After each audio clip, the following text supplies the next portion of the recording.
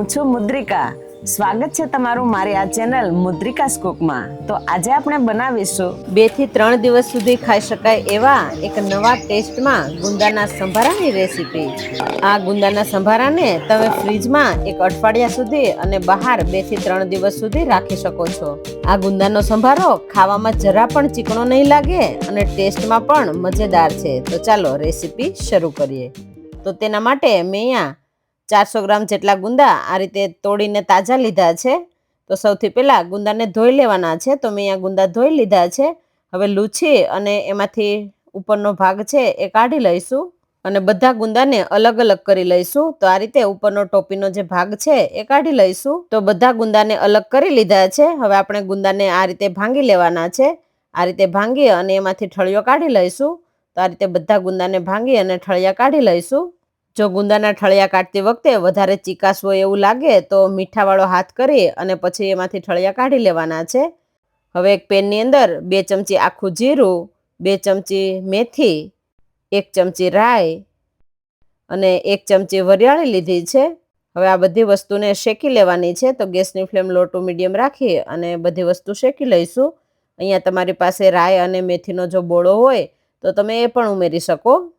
6 થી 7 મિનિટ જેવું થઈ ગયું છે અને શેકાઈ ગયું છે. હવે ઠંડુ પાડી અને મિક્સર જારની અંદર દરદરો ભૂકો કરી લઈશું.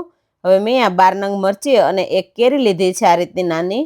હવે મરચીને વચ્ચેથી કાપો મારી દઈશું અને કેરી ખમણી લઈશું. હવે પેનની અંદર 3 થી 4 ચમચી જેટલું તેલ ઉમેરી દઈશું. તેલ ગરમ થાય એટલે અડધી ચમચી આખું જીરું, ચપટી હિંગ, હવે આપણે ગુંદાના ઠળિયા કાઢીને રાખેલા છે એ ઉમેરી દઈશું. ગુંદાની અંદર ચીકાશનું પ્રમાણ વધારે હોય છે એટલે સાથે જ મીઠું ઉમેરી દેવાનું છે. હવે એની અંદર આપણે જે મરચી કાપીને રાખેલી છે એ ઉમેરી દઈશું. તો અહીંયા મેં મરચીના કાપા કરીને લીધી છે. તમારે જો ટુકડા અથવા તો ફાડા કરીને લેવા હોય તો તમે લઈ શકો. હવે 1 કેરીને ખમણીને લીધી છે એ પણ ઉમેરી દઈશું.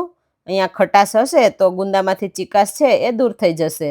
એટલા માટે અહીંયા આપણે કેરી ઉમેરેલી છે. હવે બધી વસ્તુને મિક્સ કરી અને ગુંદાને ચડવા દઈશું. અહીંયા મરચીની જગ્યાએ જો તમારે મરચાના ટુકડા કરીને લેવા હોય તો તમે એમ પણ લઈ શકો. ગુંદા ચડી ગયા છે. હવે એની અંદર અડધી ચમચી હળદર, અડધી ચમચી ધાણા જીરું પાવડર, અડધી ચમચીથી ઓછો મરી પાવડર.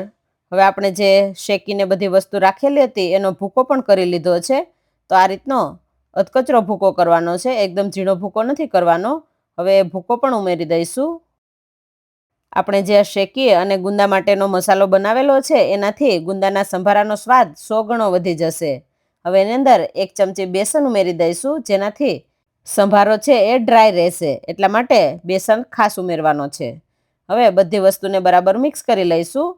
અહીંયા ગુંદાનો સંભારો બનીને તૈયાર થઈ ગયો છે અને આ રીતનો એકદમ છૂટો છૂટો થઈ ગયો છે. તો ઘરમાં રહેલી વસ્તુમાંથી આપણો ગુંદાનો સંભારો બનીને તૈયાર થઈ ગયો છે. તમને અમારી આ રેસીપી પસંદ આવી હોય તો વિડીયોને લાઈક શેર જરૂરથી કરજો અને આવી નવી નવી રેસીપી જોવા માટે અમારી ચેનલ મુદ્રિકાસ કુકને સબસ્ક્રાઇબ કરવાનું ના ભૂલતા. Thank you.